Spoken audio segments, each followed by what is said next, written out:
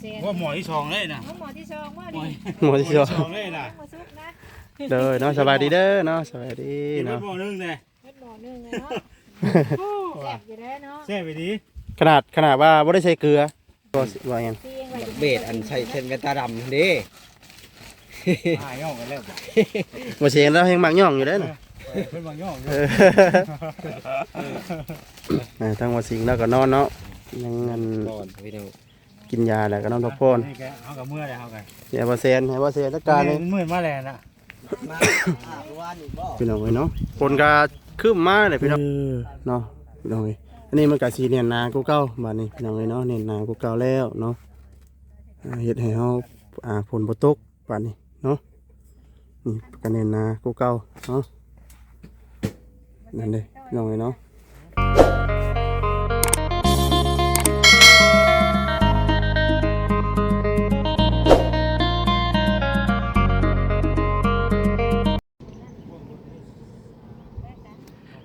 กับสบายดีเด้อสบายดีพ่อแม่พี่น้อง FC เบิร์ดสู่คู่สู่คนพี่น้องเนาะหรือว่าสิเป็นพี่น้องทางฝั่งลาวเนาะฝั่งไทยต่างๆประเทศก็ยินดีต้อนรับท่านเข้าสู่ช่องบ่าวซาดีซาแนลอีกแล้วพี่น้องเนาะมาพบมาพอกันคือเก่าคือเดิมเนาะพี่น้องเนาะก็สิพากันมาดึงหลังกุ้งหลังคาแล้วก็จัดแจงเนาะพี่น้องเอ้ยปูสิเอาไม้เนาะพี่น้องเนาะกาดเนาะบอกอันที่อยู่ที่เศร้าของบอซิงเราไปน้องเนาะเดี๋ยวที่ให้ทางบอเซนเราไปน้องเนาะพากันเฮ็ดเนาะไปน้องเอ้ยเดี๋ยวที่ถ้าว่าไม่มันเดือก็เดี๋ยวให้ทางบอซิงเป็นจัดแจงอีกทีนึงเนาะแต่ว่าทางบอซิงเราคือสิเมื่อยเราไปน้องเนาะส่วนนี้เนาะเดี๋ยวสิขับไปหาเราก่อนเนาะว่าเรานอนบ่ได้ว่าจังใดพี่น้องเอ้ยเนาะตัวพี่น้องเนาะไปเข้าไปกับพักเบิ่งกันเลยพี่น้องเอ้ยเนาะ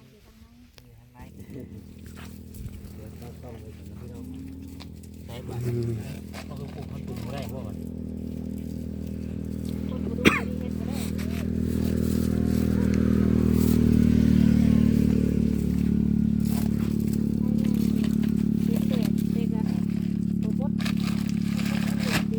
พากันแปลงไม้ แดงไม้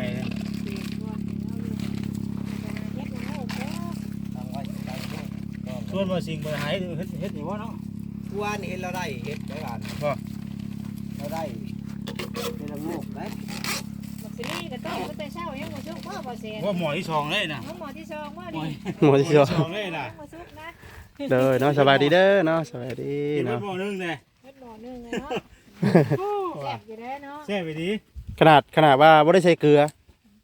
เตียงไว้จะให้บ่ซิงกินได้ยันอึท้องอึด โดย ต้องอืดต้องเฟ้อ ต้องเฟ้อ ต้มกิน ต้องกินเอง กิน แล้ เอง ว เลยเนาะ โดย ว่าซื้อซอยเราดิ เราให้ซื้อซอย เราซื้อซอยเราอยู่กัน สองพูดแล้วว่าพูดเช้าพันบ่แห้งรุดให้เช้าห้า ถ้าได้ต่อช่ำบ่ กันได้ต่อ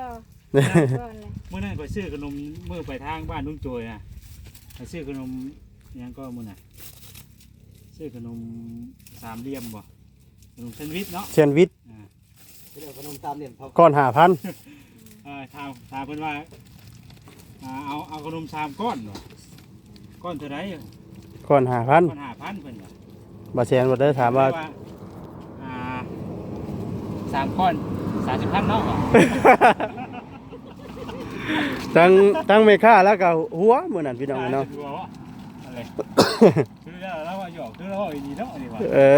เห็นว่าอีดีวะโอ้ยว่าเขาแบบว่าเขาอะไรคือแล้วอะไรเป็นเรื่องเขาเป็น ยังบ่เห็นแล้วเขาไปได้ทางในกัน ไปพัดเลยได้แล้วพอมาได้ แล้วมันคือบนหวันเนาะถึงได้วันนี้ เอาดีๆได้บ่แซนเด้รับประกันจากมื้อมัน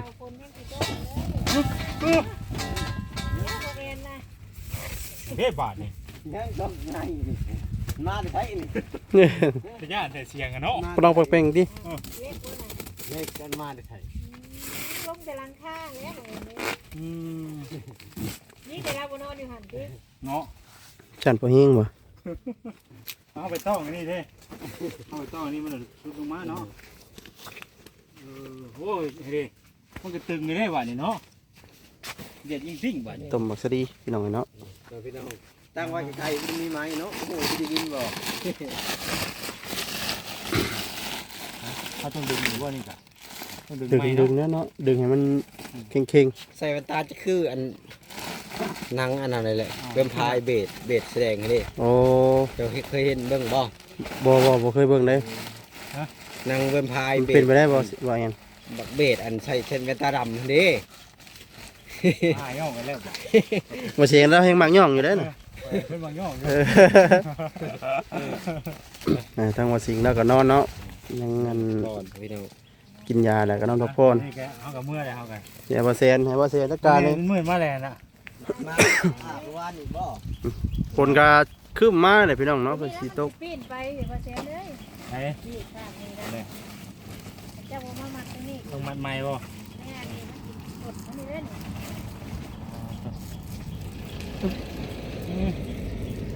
ไก่ทางไปเขาเจ้าว่าโอ้พระกฐินอย่างดี อืม แต่ละมื้อ คิดว่าบ่แซน ลายย่อยเลยวัน นี่มันก็เริ่มอันนั้นเด้เริ่มตึงนะแม่นดึงส่วนนี้มาอีกว่าแซนแม่นให้แก้วแล้วก็ดึงส่วนทั้งนั้นมา ตะกี้มันก็ตึงอยู่เลยแต่ก็เฮ็ดได้ดีมันก็ตึงอยู่มันย่านไหม มันในลมมันพัดแล้วมันตีขึ้นมันเหมือนมันตูดมันรูดนะ ตะกี้มันก็ตึงมาที่ได้ตึงอยู่ ตัวกันเลยข้างในนี่แล้วไม่คือลายแท้เห็นแล้วลายนี่ลงไปไว้ ไม่คัดบ่ มือคนมาเด้อ เปลี่ยนลองเลยนะนี่ บ่กันว่าเฮ็ดเกียร์กับอันนี้น่ะอยากมาลองก็ได้นี่น่ะ เนาะ โอ้ย อยู่บ่คนญาติน่าสิอยู่หรือบ่อยู่ ว่าแต่เฮ็ดลองก็ได้นี่ก็ได้นี่ก็การพ้นชาติ หมอที่2แล้วก็เสีย จะให้ซองให้ คือเจ้าหาพันถึงมืดบ่เบิดซื้ออยู่ได้บัดเราขายเป็นพักนี่หาพัก ทั้ง5,000เราใส่ได้ตัวแพงใส่ โอ้ ครับ เนาะ อันนี้ คัก จักได้เท่าไหร่บ่แม่น10กว่าพับบ่ ดึง สวัสดีเด้อทางสีทางวอสดีเนาะ เลยนะสบายดีแซน มาขอบใจลายบาทนี่พี่น้องเอ้ยถือว่า เก่งอยู่ เก่งอยู่ได้บาทนี่เนาะนี่ก็ถือว่าได้อยู่นี่จ้ะ ตัวเนาะสบายดีเด้อเนาะทางว่าแอนพี่น้องเอ้ยเนาะโดย สบายดีกันกับไปกับมาได้ โด เลย ยนี่ก็มาเฮ็ดทำการซอยกันมื้อนี้พี่น้องเนาะ4คนเนาะ ใส่แบบนี้ลองใส่ลงได้ก่อนใส่คัดไว้นะ นี่ก็ได้ใส่2อันเลยนี่ไปคัด อันนี้ฮะก็มัดเนาะ ใส่บ่มัดแรกเดียวน่ะมันลุดลงอีกบัด ว่ากันบ่ต้อง บ่รุดได้แน่ได้ผม มันคาดกันเนาะ มันขาดกัน เอาอยู่ มีแต่2อันแล้วจะดึงขนาดมันตกออกมาบ่เลย โอเคอยู่ใส่แบบคือว่าเห็นใส่ ผมมันก็จะได้อยู่นี่ เนาะ มันขาดกัน ทั้งหัวเพิ่นเหมือน มัน ใส่ ทั้งหัวอันนี้มันบ่ล่มแล้วบัดนี้ เราต้องใส่หมองนี้อีกเนาะ แม่น เนาะ แม่น แล้วนอนบ่ได้กลางมุ้งเนาะ เฮ้อันเราอันนั้นได้มีติ่นเด้ กลางมุ้งนะโอ้ แน่ค่อยในครอบครัวไม่ว่านี่เนี่ย